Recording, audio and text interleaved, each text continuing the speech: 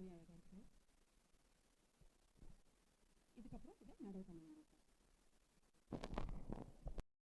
இந்த மாதிரி ஒரு பாக்ஸ் எடுத்துக்கலாம். இதில் வந்து அடியில் ஹோல்ஸ் போட்டுக்கணும். 4 ஹோல்ஸ் போட்டிருக்கேன். இதில் வந்து இப்போ நம்ம வந்து கோகோபீட் வந்து போட போகிறேன். இதில் பாதி போட்டால் போதும், ரொம்ப போட தேவையில்லை. நீங்கள் ஆல்ரெடி கோகோபீட் வந்து ஈரம் பண்ணி ரெடி பண்ணி வச்சுக்கணும்.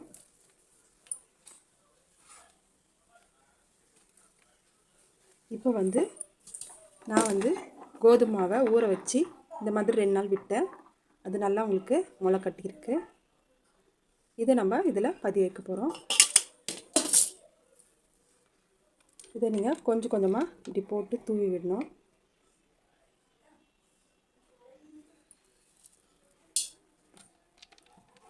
இது உங்களுக்கு அவ்வளோ ஹீமோக்ளோபின்லேருந்து எல்லா சத்தும் இதுலேயும் கிடைக்குது.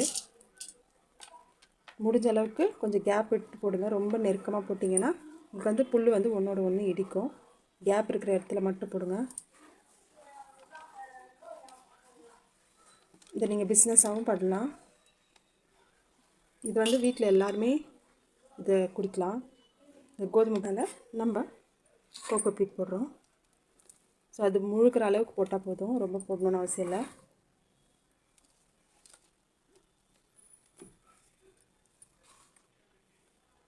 அவ்வளோதான், போதும். இப்போ நம்ம இது மேலே வாட்டர் ஸ்ப்ரே பண்ணோம். பண்ணிவிட்டு ஒரு வாரம் கழித்து பார்க்கலாம். 3 நாள் வந்து இது நிழலில் வைக்கணும். 3 நாளுக்கு அப்புறம் வெயிலில் வைக்கணும்.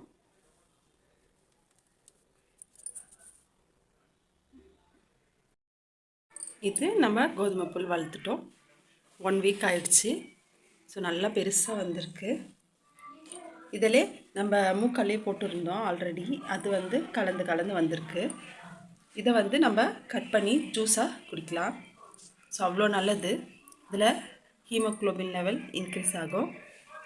ஸோ அவ்வளோ எல்லா சத்துமே கிடைக்கும்னு சொல்கிறாங்க. லேட் ஆகுது. இந்த மாதிரி கேப்பு நமக்கு இருக்கும்போது தான் இது வந்து வளர்ச்சி வந்து அதிகமாக இருக்குது.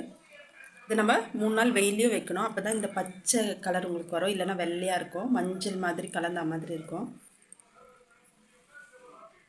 நான் வந்து சஜஸ்ட் பண்ணுறது இந்த மாதிரி டப்பு தான்.